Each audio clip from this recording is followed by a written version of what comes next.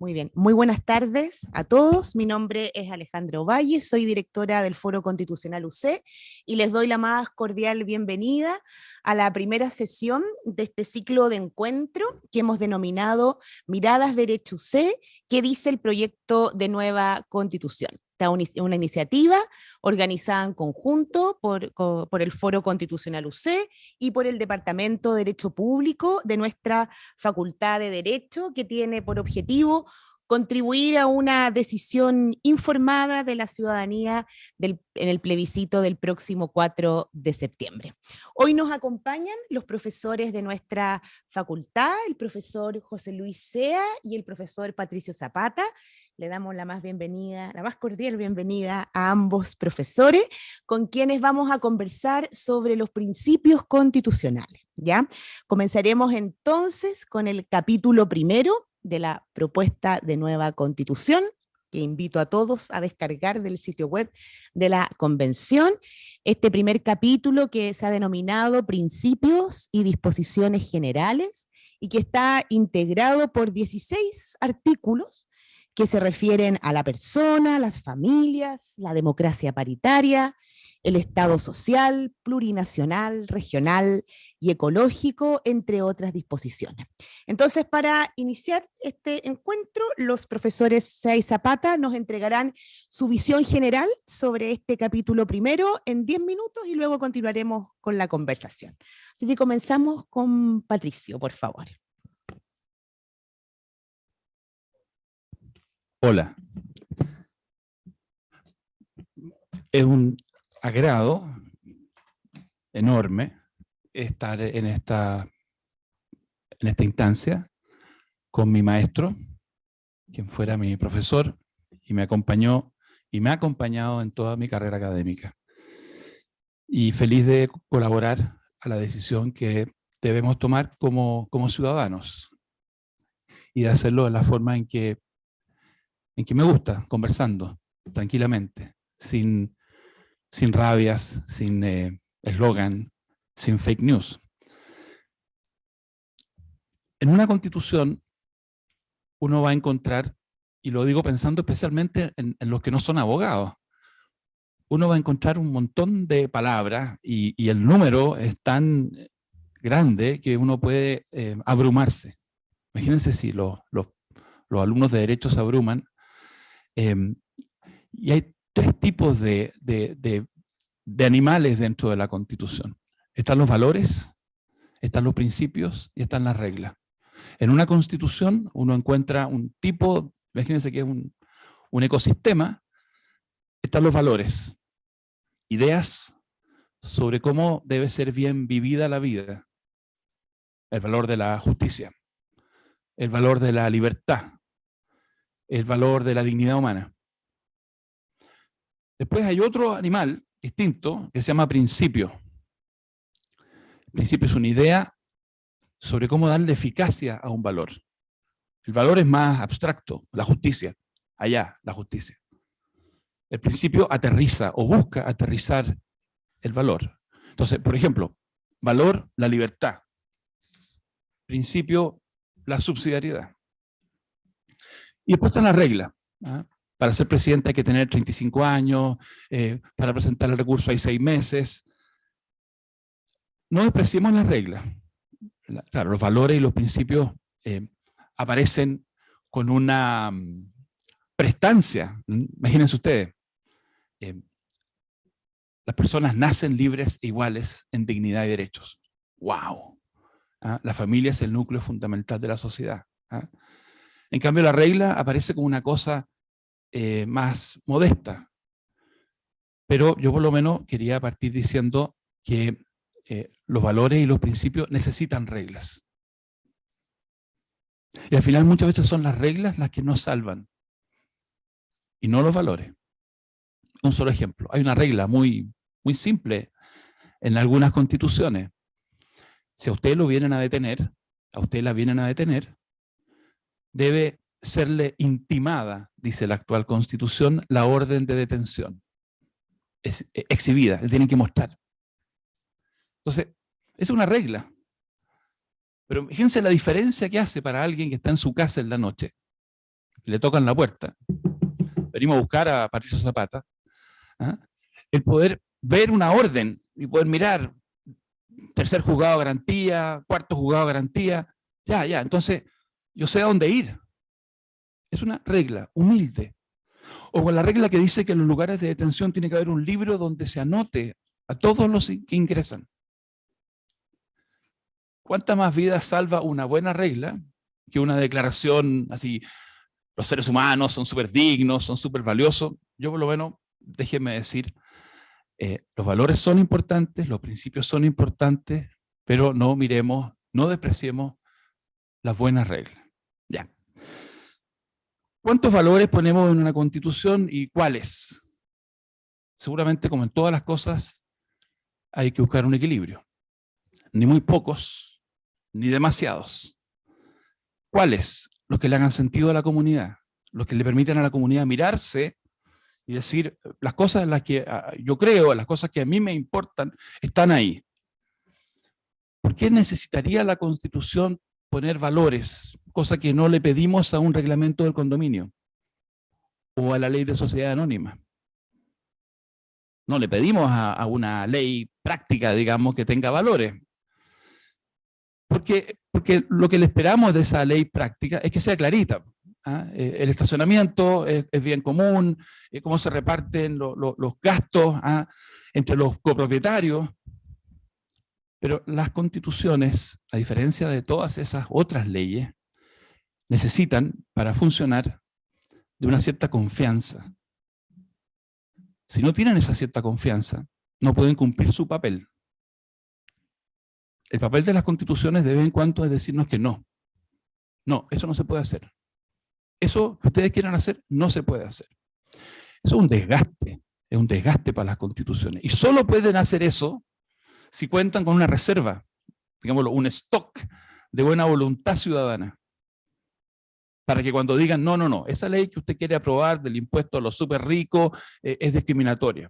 Eso que quiere hacer con las personas mayores de 40 o 50 años es discriminatorio. Para poder hacer eso y no morir en el intento, necesita benzina.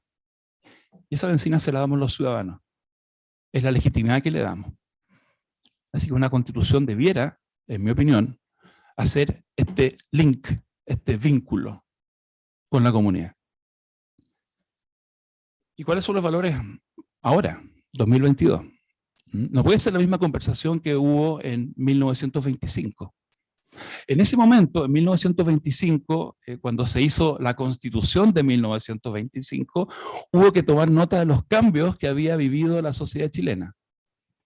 Entonces, no podía ser la Constitución de 1833 porque teníamos cuestión social.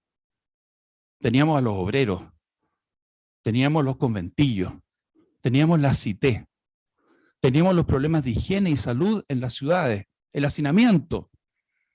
Así que la Constitución tenía que hablar distinto a como había hablado en 1833. Y el Estado que resulta no puede ser el mismo. ¿Cuáles son esas cosas nuevas, signos de los tiempos, que no son modas, de los que debiera hablar una Constitución del siglo XXI? Voy a mencionar 5, que me parece que están recogidas en este capítulo primero. Otra cosa es que, digamos, si están bien recogidas, súper bien recogidas, mal recogidas. Pero el feminismo, los feminismos. Yo creo que no es una moda, no es una moda. La forma en que ha cambiado, en mi opinión, fundamentalmente para bien, la manera en que la mujer se inserta en la economía, en la política, en la cultura, en la educación, es un gran signo de los tiempos. Algo que era imposible de ver por un grupo de hombres y algunas mujeres que podían haber pensado esto hace 50 años. Y esta no es una crítica. Cada uno es hijo de su tiempo y ve lo que puede ver.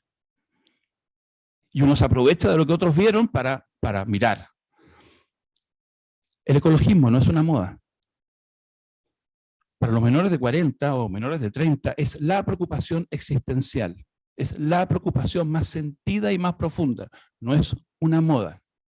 No es una lesera. La idea de que hemos estado destruyendo nuestro planeta, de que tienen la posibilidad de terminar esto que tenemos, esto de lo que disfrutamos y gozamos, por nuestra miopía, por nuestra torpeza, por nuestro cortoplacismo, no es una moda. Entonces no puede ser la misma manera en que se veía el asunto hace 50 años. La preocupación por el cambio climático. El regionalismo no es una moda. De hecho, yo creo que ha estado ahí siempre en nuestra historia, subterráneamente. Yo no me creo esto de que la tradición unitaria de Chile. No. La tradición no es solamente lo que está en los libros, lo que está escrito en los códigos. Muchas veces hay una tradición subterránea. El reclamo de la gente de Punta Arenas, de la gente de Antofagasta, de la gente de Iquique, la gente de Concepción, contra el asfixiante dominio capitalino es real. Está ahí. Y hay que abordarlo. Cuarto, los pueblos originarios. No es una moda. No es una moda. Es una cuestión largamente postergada. Hace ya 20 años que el presidente Lagos le encargó a Patricio Aylwin abordar el tema de los pueblos originarios, un informe que se llama Verdad Histórica y Nuevo Trato. Entonces, en el capítulo 1 del proyecto se abordan cuestiones reales. No se trata de refundar la sociedad, no, estas son cosas que han pasado ya en la sociedad chilena, estas cosas ya están ocurriendo. La pregunta es, ¿el Estado se pone al día? ¿El Estado se ajusta a lo que ya está ocurriendo? ¿O sigue mirando por otro lado? Me gustaría en la próxima intervención, porque ya poder comentar, porque yo tengo críticas a la forma en que se recogen algunas de estas ideas, estos principios y estos valores.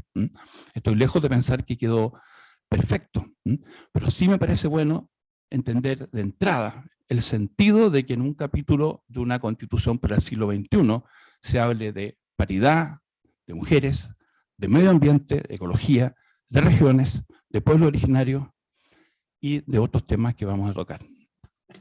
Muchas gracias, Patricio. Don José Luis, sus 10 minutos, por favor.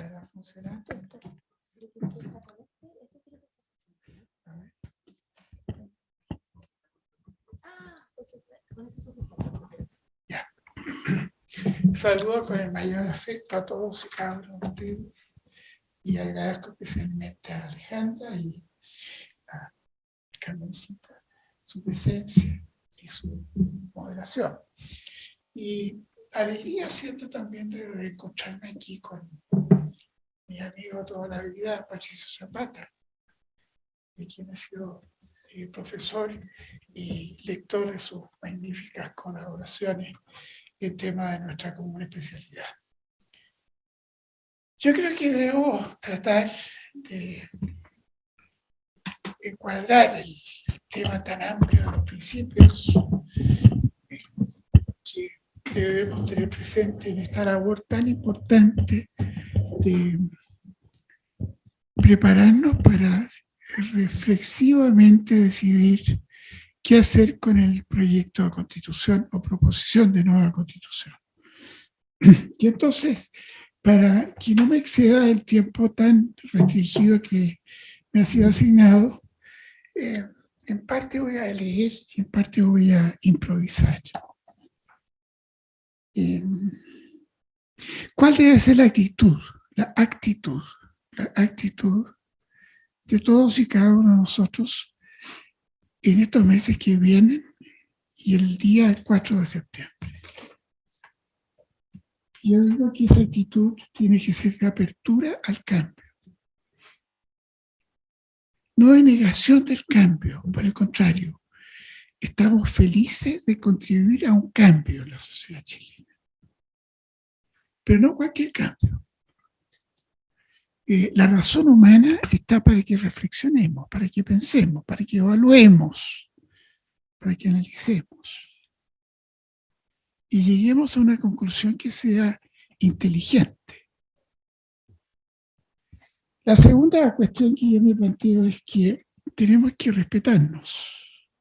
Y en esta sociedad en que no se respetan las personas, en que desgraciadamente nos encontramos a cada paso con que los hijos no respetan a los padres, los alumnos no respetan a los profesores, los gerentes o administradores de empresas públicas o privadas hace lo mismo con el personal a su cargo, yo pido que nos respetemos. Y en este caso nos respetemos especialmente en las ideas, en las actitudes, en los valores, especialmente el valor del humanismo. Yo creo en el humanismo. El humanismo vale decir la persona humana como principio y fin de todo, individualmente o asociada. En tercer lugar, reconozcamos que el derecho en general, cualquiera sea la disciplina, como ciencia, como filosofía, como cultura, como civilización humana, es acumulativo. Vale decir que progresamos, que avanzamos, que vamos aprendiendo como seres inteligentes. Nos vamos dando cuenta de errores y también de éxitos, de fracasos y de triunfos. Y este carácter acumulativo es particularmente interesante del derecho constitucional. Yo estoy feliz de vivir este tiempo a pesar de los años que tengo, porque nunca había visto tanto interés por estudiar el derecho constitucional. Ayer tomé un examen fantástico en mi curso. Nunca había puesto tantas notas sobresalientes. La gente está interesada en el derecho constitucional, y no solamente en el derecho y en el derecho constitucional, sino que está permeándose a una mayor sensibilidad social, a una mejor y mayor igualdad, a gozar mejor de la libertad, a criticar razonadamente. Yo encuentro que todos son muy plausibles. Este momento es, por lo tanto, de una gran oportunidad. Y por último, esforcémonos por superar los dogmatismos ideológicos, porque Chile ha sufrido, yo creo que el siglo XX es un ejemplo muy claro sobre eso. Chile ha sufrido de los dogmatismos ideológicos, de las cosmovisiones simplificadoras de la realidad, que tratan de imponer un determinado mundo distinto y hacerlo con exclusión de los demás. Somos una patria, somos un país, somos una nación, y no somos un conglomerado heterogéneo de seres que se disputan unos con otros para poder dominarnos, sino convivir pacíficamente. Bueno, sobre la base de esos supuestos y muchos otros que se podrían mencionar, yo voy a escoger solamente 5 principios que aparecen en el capítulo primero del proyecto o proposición de constitución. En primer lugar, creo que es correcto afirmar que Chile es un Estado social, y agrega de derecho, etc. Pero no creo que sea Estado social el que se dibuja en los artículos que vienen después. Lo que se hace es un Estado socialista del bienestar, en que se desperfila, se esfuma la sociedad civil. La sociedad civil queda sin protagonismo. El concepto de bien común desaparece, que la invitación es que la sociedad civil libre, autónoma, y con el principio de subsidiariedad vigente, participe en la realización del bienestar, sobre la base de que hay que inculcar la solidaridad. Hay que desterrar el egoísmo, el lucro. Pero yo creo que no es ese Estado social, repito, socialista el que queremos. Y yo creo que es un Estado socialista el que se implanta, o se quiere implantar. Yo creo en el Estado social a la alemana, y creo en el Estado social a la Bélgica, a la holandesa, que es un Estado fundado en la subsidiariedad, sin egoísmos y sin afanes de puro lucro, pero con la oportunidad de participar. Eso queda salpicado con 3 o 4 referencias entre los centenares de artículos, pero no aparece estructurado como un Estado social libre de derecho. En segundo lugar, me parece que es un error radical la soberanía en los pueblos. 12 pueblos, porque parecen 11 nombrados y se diría que la ley puede agregar otros. 12 pueblos. Yo creo que tiene que ser al revés. Hemos sido siempre, desde que se luchó por la independencia más de 200 años atrás, hemos sido una nación. Y una nación demostradamente tal, con triunfos y derrotas, con éxitos y fracasos. Pero hemos sido un pueblo con historia, con honrosa tradición de fundar instituciones y de mantenerlas exitosamente.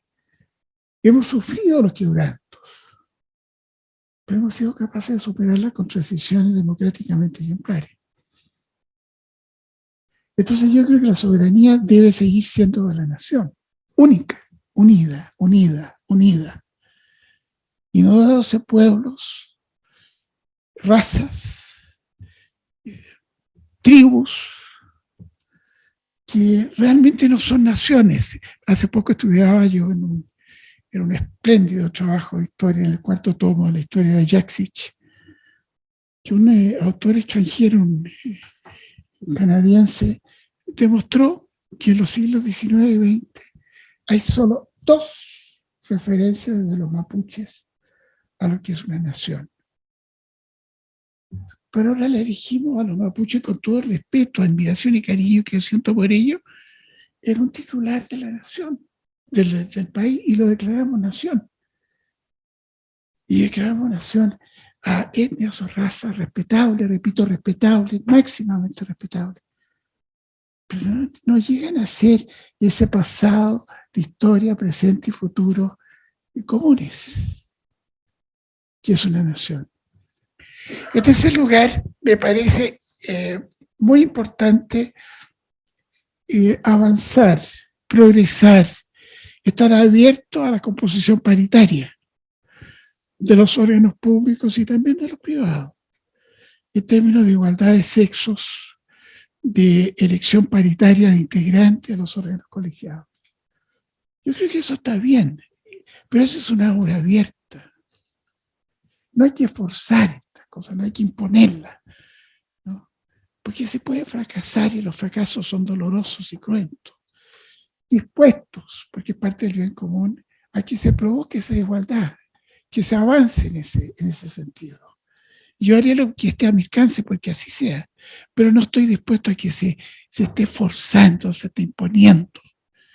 Como mínimo, dice uno de los artículos, el artículo 3, como mínimo. O sea, que la ley, que me guardo para hacer algún comentario después, la ley podrá imponer otras cotas, 60%, 70%, lo cual es absurdo. Eso no es igual, eso no es equiparar la dignidad de todos los seres humanos, varones y mujeres, y yo creo que es lo lógico aspirar que sea. Y por último, no estoy de acuerdo en que el Estado diga que va a proteger a todas, en plural, las familias, por igual. Yo creo que las familias, está bien, reconozco que se debe hoy día aceptar la pluralidad en este tema, pero no que se desprecie a la familia tradicional sobre la base de un matrimonio indisoluble y con consanguinidad y filiación identificada con ella. La Constitución dice que no se puede hacer esa diferencia. No me parece acertado, me parece francamente reñido con lo que ha sido nuestra historia, nuestro presente y el futuro del país.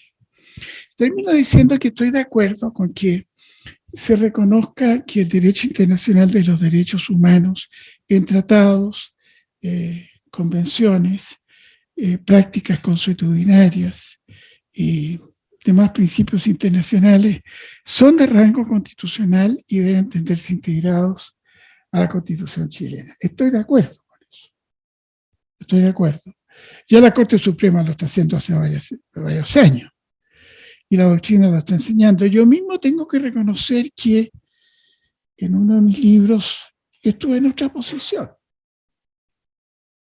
Pero creo que, de acuerdo con lo que acabo de señalar, de que uno tiene que estar dispuesto a los cambios, yo estoy encantado de aceptar todos esos principios.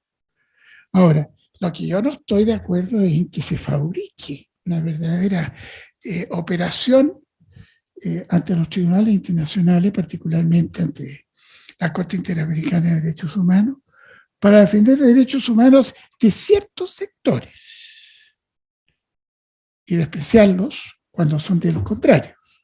Por ejemplo, yo creo que los derechos humanos, que son universales e intrínsecos a todos los seres humanos, a todos, lo son desde la concepción para arriba.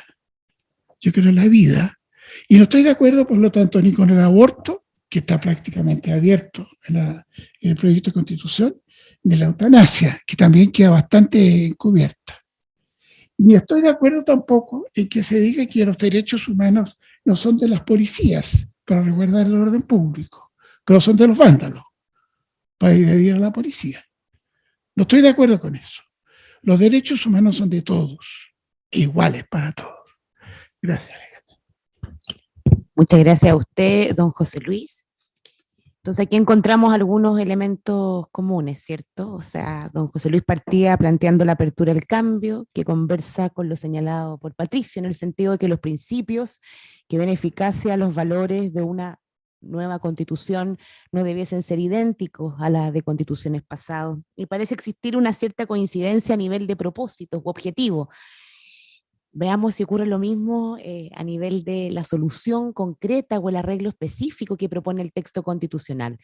Profesor Sea ya avanzó, ¿no es cierto?, en su opinión respecto al Estado Social de Derecho, la plurinacionalidad desde la perspectiva de la soberanía, pero este principio de plurinacionalidad que está consagrado en el texto, la equidad de género en su versión de regla paritaria, la referencia a las familias y la incorporación del derecho internacional. Entonces, me gustaría, Patricio. Sí.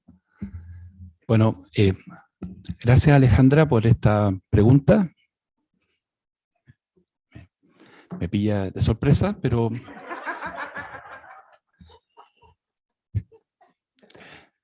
la invitación es a leer el texto. Yo creo que ningún comentario que hagamos nosotros, reemplaza el valor de la lectura personal. Y ojalá no nos sintamos desanimados. Es cierto, hay un lenguaje técnico, pero creo que hay que leer. Sobre plurinacionalidad, que es un tema polémico, yo invitaría a leer especialmente el artículo segundo, número 1, dice: la soberanía reside en el pueblo de Chile. El pueblo de Chile, claro, conformado por diversas naciones, pero hay un pueblo de Chile. O el artículo 3, Chile, en su diversidad geográfica, natural, histórica y cultural, forma un territorio único e indivisible. Chile reconoce, perdonen que lo repita, hay un Chile, hay un sujeto que se llama Chile. No está negado. Reconoce la coexistencia de diversos pueblos y naciones en el marco de la unidad del Estado. Son emblemas nacionales de Chile: la bandera, el escudo y el himno nacional. Y hay un artículo del 114 que dice quiénes son chilenos, quiénes somos chilenos. Todos quienes somos chilenos. Y es el mismo lenguaje del actual artículo 10 de la Constitución, palabras más, palabras menos. Primero, el principio de la tierra. Los nacidos en el territorio chileno, todos somos chilenos. El principio de la sangre. El principio de la llegada. Los que llegan a Chile y residen un tiempo y se nacionalizan, obtienen la carta. Efectivamente, la plurinacionalidad es un desafío a una autocomprensión de lo que somos. Y me gustaría pensar que no niega esa autocomprensión. Un país de mucho mestizaje y con la llegada sucesiva de oleadas de inmigrantes que llegan a hacer una contribución. Hoy día, haitianos, venezolanos, ayer palestinos, croatas, anteayer ingleses y alemanes, cada uno trayendo su valor, su contribución. Chile complejo, Chile de muchos colores, no gris. a mí me parece que la idea de que una nación albergue en su interior naciones no es algo absurdo ni novedoso. En Estados Unidos se habla de First Nations. Distinguidos profesores españoles, cuando se creó la Constitución del 78, aunque algunas personas puedan discutirlo, dicen hay una nación de nacionalidades, catalanes, vascos, bajo el paraguas de la nación común en la península. En el Reino Unido, Gran Bretaña e Irlanda del Norte conviven galeses, escoceses, ingleses e irlandeses del norte, con sus banderas, con sus equipos de fútbol, sus equipos de rugby, sus parlamentos.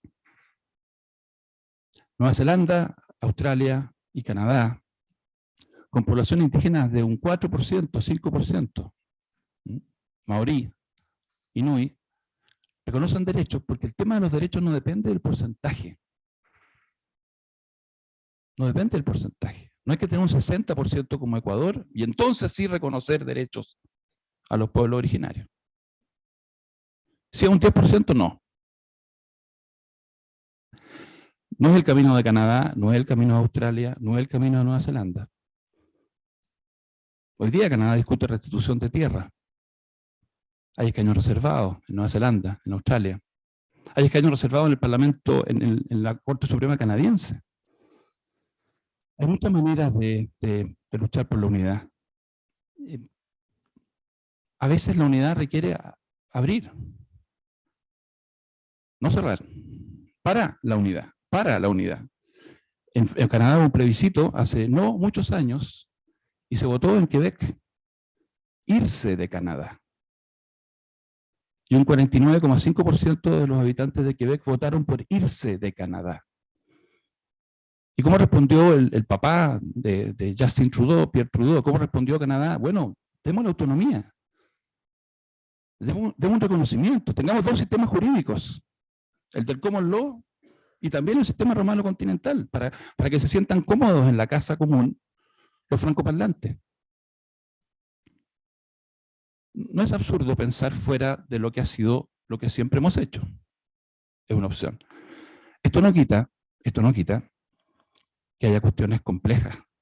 A mí en particular, y aquí cierro, me complica la manera en que se regula la restitución de tierras. La situación en la macrozona sur es terrible en términos de la violencia. Yo no puedo permanecer impasible ante el espectáculo de cómo se queman propiedades, personas, casas. Personas que sienten que con impunidad pueden exhibir armas de fuego y desafiar y causar el temor y el pánico en otros chilenos. Aviso de que tienes que irte. Si es así, el lenguaje de la Constitución debe haber sido mucho más prudente. Haber acotado, haber definido, no dejarlo tan abierto. Va a haber una comisión que va a especificar cuál es el catastro de tierras a ser restituida. Yo creo que tiene que haber restitución. Y podría citar el informe Verdad Histórica y Nuevo Trato que encabezó el presidente Elwin hace 20 años. Tiene que haber restitución. Pero tiene que hacerse de una manera respetuosa con las expectativas y los derechos de otros compatriotas que están ahí, que tienen derecho a vivir en paz.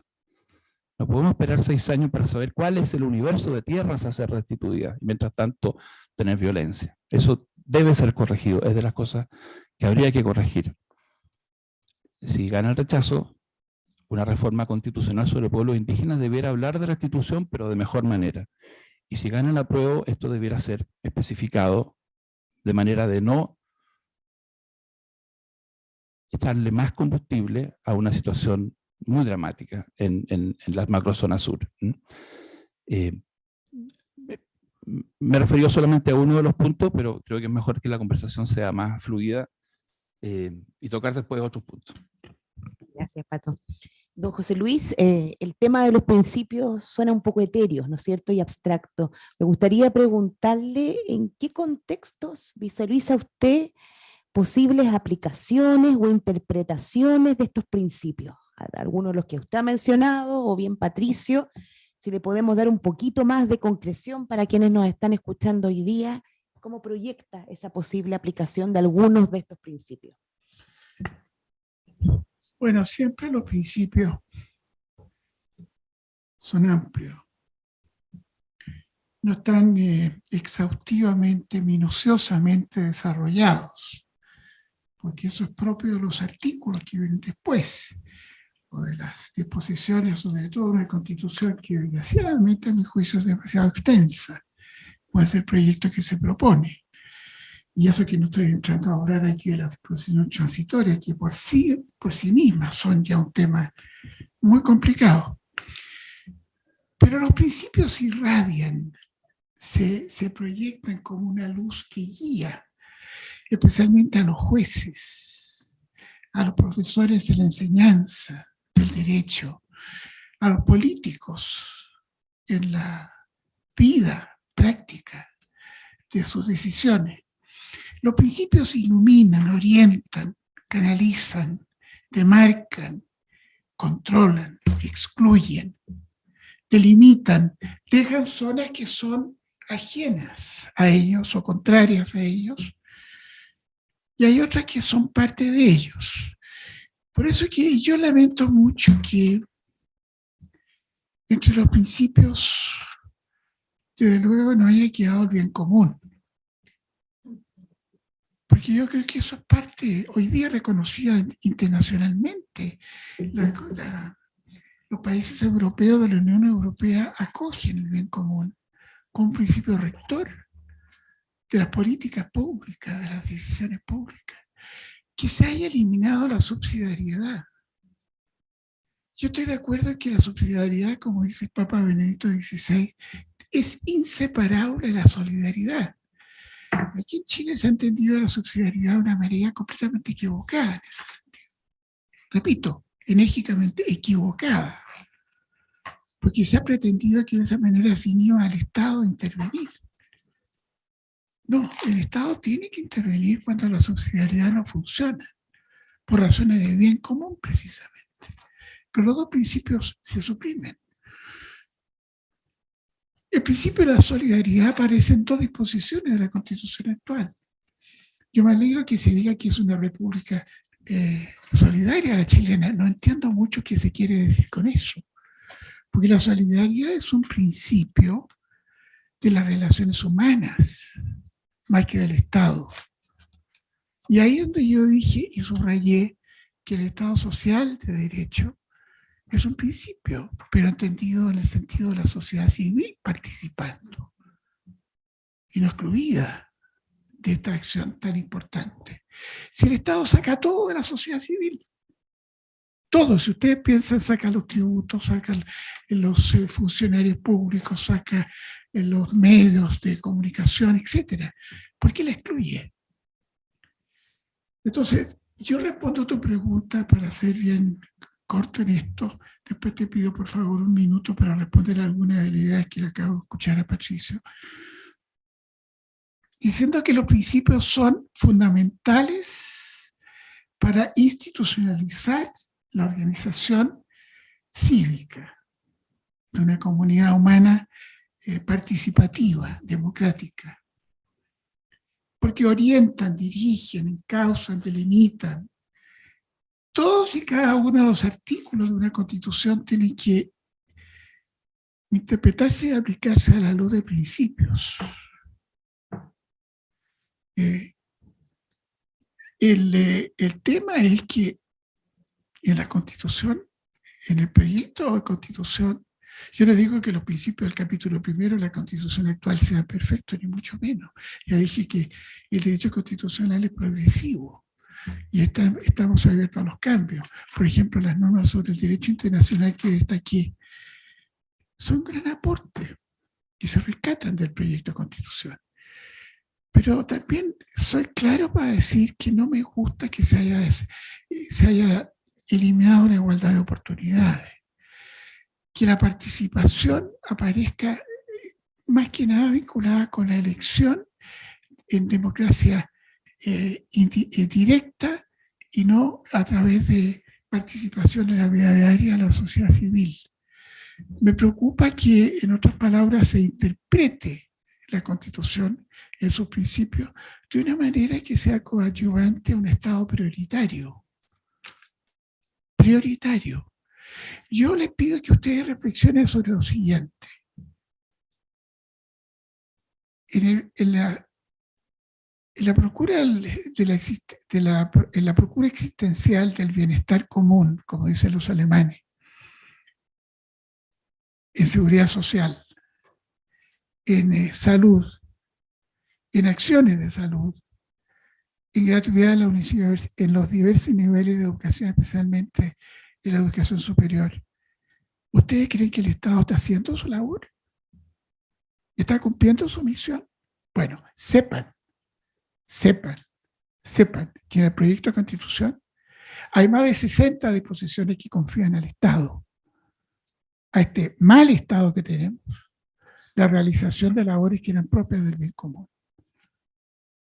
Y sepan que hay más de 100 disposiciones que se remiten a cuestiones tan generales que ya no son solo principios, sino que son normas de las que aquellas que se llaman cláusulas de eternidad, o sea, principios programáticos, ¿no? Así como etéreos, tan amplios, tan vagos, que son susceptibles de ser interpretados y aplicados de la manera más distinta y conflictiva del día de mañana. Una constitución no es una fuente de incertidumbre, es una fuente de certezas. Pero la seguridad jurídica no aparece en la Constitución. El terrorismo no existe en la Constitución. La violencia se condena, pero así, como violencia. Y no se asocia con fenómenos como el que acabo de nombrar. Respondo ahora a la idea de Patricio. Yo no sé cómo responder esas afirmaciones de Patricio, porque yo en gran parte estoy de acuerdo con él, pero no con la normativa de la Constitución en los términos que él ha señalado. Yo podría citar 10 o 15 artículos diciendo todo lo contrario a lo que he señalado él, por ejemplo, en los sistemas de justicia. Y que, a mi juicio, va a ser una fuente eterna de conflictos. Se crea un sistema paralelo, un sistema nacional de justicia y un sistema de los pueblos originarios. Y no queda claro de qué manera la Corte Suprema, que estaría asistida por un servicio técnico, una especie de cámara especial de ayuda, va a uniformar la jurisprudencia de pueblos que van a reclamar incluso derecho de veto. Se sacó una referencia a los pueblos preexistentes al Estado, ¿no? Por la Secretaría de la Convención el día viernes pasado, porque no estaba aprobado por la Convención, por el Pleno de la Convención. Se sacó. ¿Por qué? Porque se pensaba que ahí estaba ya consolidado el poder de veto de los pueblos originarios o de algunos de ellos. Pero quedó dentro de las disposiciones de principios e ideas generales del capítulo primero, la idea, ¿no es cierto?, que son pueblos preexistentes al Estado. O sea, lo sacaron del artículo 191, pero lo dejaron entre los principios. Yo estoy de acuerdo en que teníamos que reconocer la identidad de esos pueblos, respetarlos, promoverlos, ayudarlos. Eso está fuera de duda. Yo creo que no hay chileno bien nacido o chilena bien nacida que no esté de acuerdo con eso. Pero otra cosa es que digan que son naciones. Usemos el término nación en el sentido que tiene y que está suficientemente ya afianzado en la doctrina política y constitucional. Y no digamos que pueblos que son de 70 miembros y probablemente ya ninguno de ellos puro es una nación. Eso no es efectivo, no es verdad. Yo creo que aquí se copió, no quiero aludir a ese lado tan ingrato que es el del plagio. Mi amigo, querido profesor Lautaro Río demostró que hay plagios, hay copias descaradas, burdas, groseras de la Constitución boliviana de 2006 para insertarla en la Constitución chilena. Y decir que somos una plurinacionalidad. Eso no es cierto. Yo creo que no es real. Lo cual no tiene nada que ver con el respeto que le debemos a los pueblos originarios. Yo soy partidario del mayor respeto, en todo sentido, de la ayuda y promoción, pero no vengan a decir que son pueblos, que son naciones y que tienen derecho, ¿no es cierto?, a una justicia propia y a una serie de cuestiones que van a ser fuente de los mayores conflictos. Gracias, don José Luis. Y para cerrar, unos últimos minutos, Patricio se va a referir al Estado social que fue mencionado por don José Luis en su primera intervención, el Estado social de derecho. Una de las cosas que uno espera de una constitución es que igual le deje margen a las distintas miradas que existen entre nosotros. Y yo creo que es válida la crítica que se ha hecho de que en algunos aspectos el proyecto que se ofrece recae en uno de los vicios que tenía, y en algún sentido sigue teniendo, la Constitución vigente. Es mostrar un cierto domicilio, mostrar una cierta preferencia. ¿Ah? No debiera ser así. ¿Ah? Una Constitución debiera hacer que nos sintiéramos cómodos siendo conservadores, socialistas, liberales, socialdemócratas. ¿Ah? Ahora, yo creo que Estado social, y quizá ahí tengo algún matiz con mi maestro, no significa que solo se van a sentir cómodos en un Estado social los socialdemócratas o los socialistas. Como él lo recordaba, el concepto de Estado social es un concepto que va más allá de una determinada batería de políticas públicas y no puede significar volver al estado de bienestar que hubo en Chile en los años 30 o los años 40 o los años 50. Como yo lo entiendo, el Estado social es el concepto que realmente le da carne a la idea de que somos una nación. Fíjense bien. A mí me llamó la atención que el debate sobre la nación chilena haya tenido que ver con los pueblos originarios. ¿Qué es lo que es una nación? Es un grupo humano donde lo que le pasa a unos le importa a los otros. En que los destinos de unos y otros están atados. Que no nos es indiferente. Eso es pertenecer a una nación, sustantivamente. Después pongamos la bandera, después pongamos el himno. Me encanta la bandera, me encanta el himno. Pero esos son los símbolos de algo sustantivamente anterior. Somos una comunidad. Y la idea de Estado social dice que lo que le pasa al otro me importa a mí. Y no hay una nación. Si cuando yo tengo un problema en la vesícula me puedo operar mañana, temprano, y otro miembro de la misma nación tiene que esperar 8 meses. De la misma nación. No hay una verdadera nación común si cada uno vive en un país distinto. Unos viven en Suiza y los otros viven en Botswana. Entonces yo creo que es fantástico que discutamos sobre la nación en los próximos 2 meses. Es una gran noticia que hablemos sobre la nación, pero no discutamos solo sobre la bandera. Discutamos qué significa ser una nación. ¿Qué significa ser una nación? Y eso tiene que ver, creo yo, con derechos sociales, muy fuertemente. Con derechos sociales, con educación, con salud, con vivienda, con derecho al agua.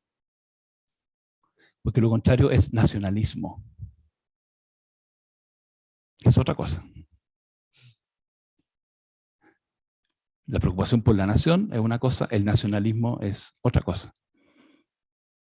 Entonces yo me sumo muy contento al esfuerzo que está haciendo la facultad por invitar a la comunidad a leer el texto, y si podemos ayudar un poquito y podemos mostrarle algunos problemas, y yo, créanme, comparto varias de las críticas que ha hecho don José Luis, pero me ha parecido bueno, para equilibrar el panel, destacar quizá algunas cosas que me parecen interesantes. Gracias. Gracias, Pato. ¿Y el cierre de don José Luis? Bueno, reiterar que me he sentido muy contento de participar con mi querido amigo Patricio. Y esta que yo creo que tiene que ser la jornada inicial de un trabajo intenso, pero no fatigoso, porque no nos podemos cansar en los próximos 2 meses.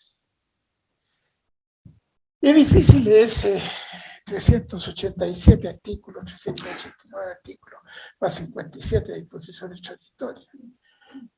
Y es más difícil entenderlas. Pero lo más difícil de todo viene después, el día después. Porque yo creo que es difícil escribir una constitución, pero es mucho más difícil arraigarla. Yo nunca fui completamente partidario de la Constitución de 1980. Pero llegué a convencerme de que había muchas disposiciones valiosas. Y estoy de acuerdo con lo que dijo el presidente Lagos ayer. Ni la Constitución de 1980 es perfecta, ni el proyecto que se ha entregado, la proposición, lo es tampoco. Entonces tenemos que discernir, pensar, reflexionar, discutir. Yo personalmente ya me he leído 3 o 4 veces el texto y cada día le encuentro más defecto. Créanme que, siendo bien sincero, tal vez en una jornada próxima, Alejandra, podríamos hacer una evaluación del texto. Porque yo creo, y aquí me separo de lo que ha reiterado Patricio, yo creo que se pueden hacer muchas declaraciones líricas de que somos un pueblo con varias naciones, que esto, que el otro, en fin. Pero más adelante se van estableciendo disposiciones que hacen juego con lo anterior, que anulan lo anterior, que dejan sin efecto lo anterior. ¿A qué tienden ustedes? Si el día de mañana son jueces, son políticos, son dirigentes, ¿atienden nada más que a la declaración de los principios? ¿O van, como me preguntó la Alejandra, a la concreción que tienen 20 o 30 artículos más adelante, la contradicción de ese principio? Que sacan con decir, por ejemplo, que se garantiza el derecho a propiedad, pero al mismo tiempo dice que el Estado tiene que promover la recuperación de las tierras por los pueblos originarios. Y no habrá ni un peso de indemnización. ¿Quién se saca con decir que hay un derecho a las aguas, pero son autorizaciones administrativas, temporales y caducables, y sin indemnización? Entonces, hay un reclamo que yo haría en ese sentido, y con esto no quiero ofender a nadie, ni menos a mi querido amigo, pero yo creo que hay que ser sinceros cuando se escribe una constitución, hay que ser honesto, hay que ser franco, transparente. No se pueden dictar disposiciones con la satisfacción de que responden a mis inquietudes, pero no a las demandas reales de la sociedad, de la población, rural o urbana. No se pueden dictar disposiciones fingiendo que somos 12 naciones. Si no somos 12 naciones, no somos 12 pueblos. Hay algunos que no tienen más de 70 miembros, ya lo dije, y que son mestizos. Vamos a decir que son una nación. Pero por Dios, no necesito ir a Ernest Renan para su concepto de nación para decir que eso no es una nación. Una nación es un plebiscito todos los días. Un plebiscito todos los días, una lucha diaria por ser hermanos. Y no provoquemos entonces las divisiones. Bueno, quedo a tu disposición, Alejandra, para continuar con Patricio, con quien tú digas esta conversación que ojalá que la podamos proseguir intensamente. Muy bien, muchas gracias. Ahora sí le brindamos un caluroso aplauso.